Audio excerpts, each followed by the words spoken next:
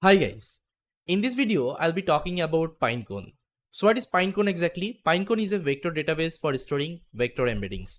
So I think you know what is vector embeddings and what is vector database. So in our previous session I was talking about the vector database, how vector database works, how we convert our data to the vector embeddings and how we usually store them, okay, and why vector database is required. Each and everything I have clarified. So Pinecone is one of them. It's a famous vector database and it is hosted over the cloud. That means all the vector embeddings you can store in the cloud, okay, cloud platform.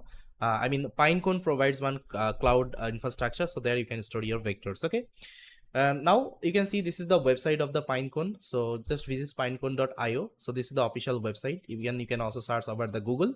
You will be getting this particular link. Now you can see guys, they have their entire website. Even they have already written their demo, okay, whatever service they are having, everything they have given. So if you have time, just go through their website, you'll be able to understand. So first of all, what you have to do, you have to create one account here if you don't have the account. So for me, I already have the account. So what I will do, I'll just try to log in with the account. So if you log in with your account, you will be getting something called Pinecone console. Okay, so this is your Pinecone console, and by default you will be getting this kinds of console. Now I will show you how we can work with the Pinecone. I will show you one practical demo. After that, I think this part would be clear how you can store any kinds of documents or let's say vector embeddings to the Pinecone. Okay, so here the first thing what you have to do, guys, you have to create one Jupyter notebook. So here I already created one Jupyter notebook. So here I created a Jupyter notebook over the collab, Google Colab. Okay, so here you have to install the Pinecone at the very first time. And how to install the Pinecone? This is the command pip install Pinecone. Even they have also given their tutorial. You can see the quick start tutorial. So you can also refer the tutorial and you can set up the Pinecone environment. So let me first of all connect my notebook. And all the resources should be available in your resources section. From there you can download. So once it is connected, now first of all install the Pinecone here. So Pinecone is installed. You can see this is the version, and now you can see this is the code to create the index in the Pinecone. And what is index exactly? See, index is nothing but it's a uh, database. Okay, so here you have to create one database.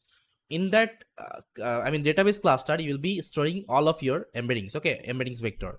And how to do it? So either you can create it manually. So there is an option called create index. Either you can create with the help of Python code. And if you're using Python SDK of Pinecone, with the help of this Python code, you can easily create that. For this, you need a Pinecone API key, because with the help of API key, you will be able to let's say access your Pinecone account. And how to generate the API key? Just click here, API key. So there you will be getting one option called create API key. So here you can click and you can give the name. Let's say I will give demo. Okay.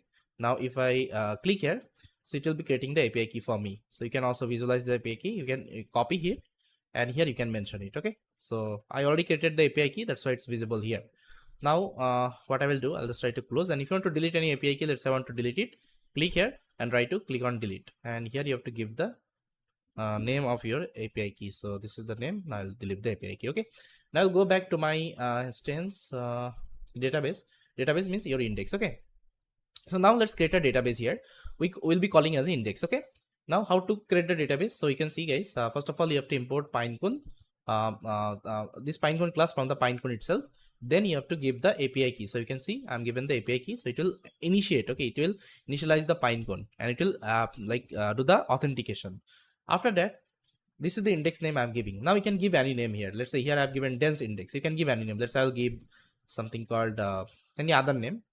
Oh, you can give any name. Okay, and as of now I'm not giving any name. I'm giving as a dense index. Okay, you can give your name, my name, okay, your project name. Let's say you're creating a chatbot. Let's say you're creating a medical chatbot, so here you can give medical chatbot. Okay, it can be any kinds of name.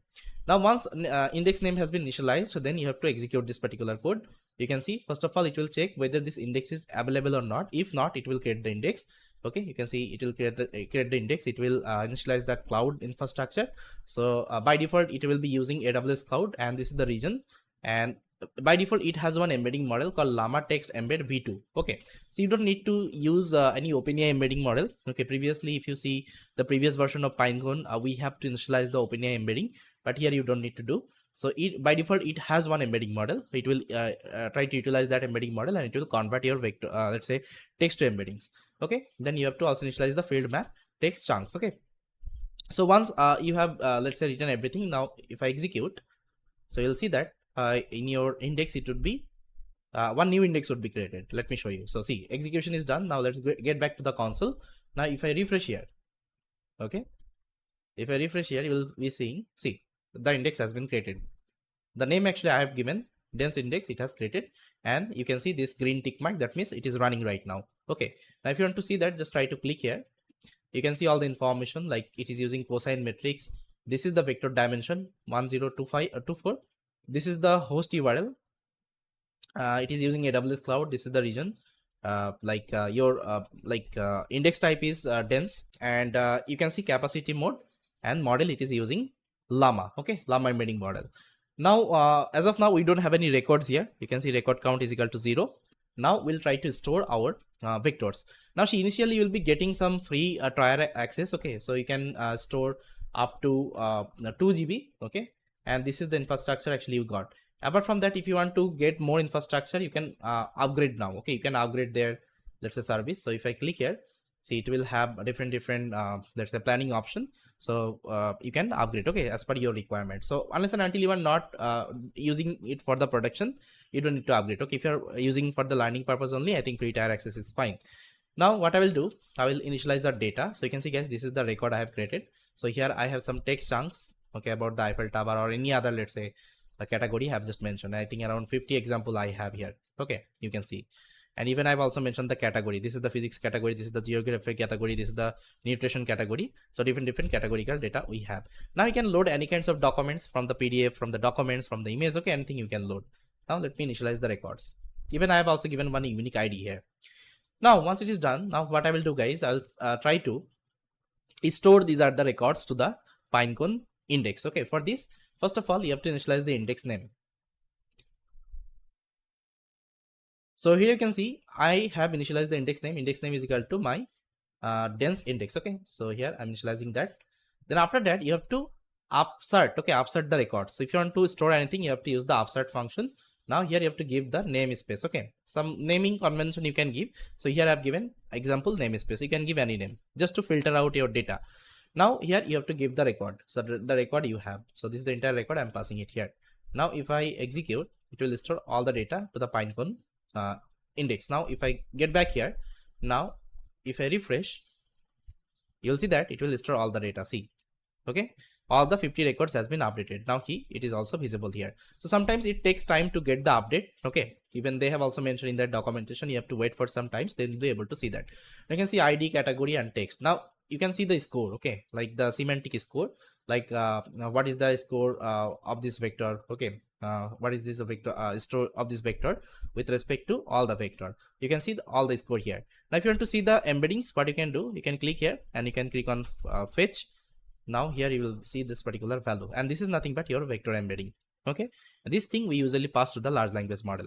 You can also edit the records. Okay, if you want, you can also edit the records. It is also possible here. Now this is one of the amazing vector database, guys, because here you can visualize your vectors and all the things are interactive, and it is hosting your let's say embeddings to the cloud. So that's why I personally like Pinecone a lot. But if you want to let's say store your embeddings to the local data, let's say local store, that time you can use Fires, ChromaDB, okay, or any other vector database, which I'll also discuss, okay, going forward. Okay, so now you can also filter out with respect to the dense value, with respect to the text. Okay, even see the namespace we have given, it is also visible here. So this is the like filtering option. If you want to filter your records, you can also filter it here. Now guys, we have successfully stored our vector. Now we'll try to see how we can do the semantic search operation. But before that, let's say you don't want to open the console and you don't want to see like how many records you have and what are the, let's say, metadata you have. For this, you can execute this particular code. This particular code, what it will do, it will see the status of your index. Now if I execute, you'll see that it will extract all the status, all the metadata, like how many records you have, what is the type of that, everything it will show you.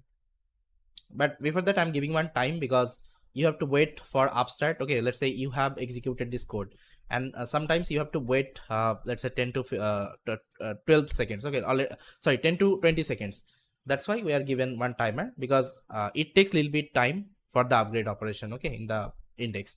Now see guys, this is the dimension of the vector, this is the index. Okay, that many of record you have, so everything it is showing you. as a code. Now we'll try to do the similarity search operation. So this is my query, let's say famous historical structure and this one monuments. Okay, monuments. Now here you can see I'm doing the search operation, index.search. This is like naming space. Okay, you can see this is the name space I'm giving. Top k, that means top records it will show me. Top similarity score it will show me 10. Okay, 10 records it will show me, and this is the query I'm passing. After that, whatever results I'm getting, I'm just looping through it one by one.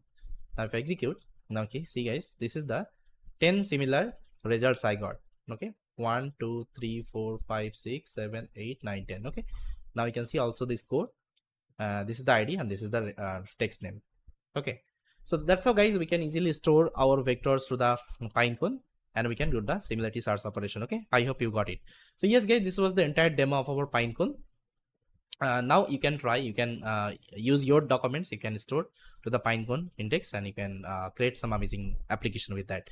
And you can also consider this is one of the LLMops tool, because at the end you are optimizing the, let's say, application performance whenever you are storing this as the vector to the vector database, and you can you are connecting the large language model there. So that means you are optimizing the entire application. Okay, so yes guys, this is all about. I hope you liked it. Thank you so much.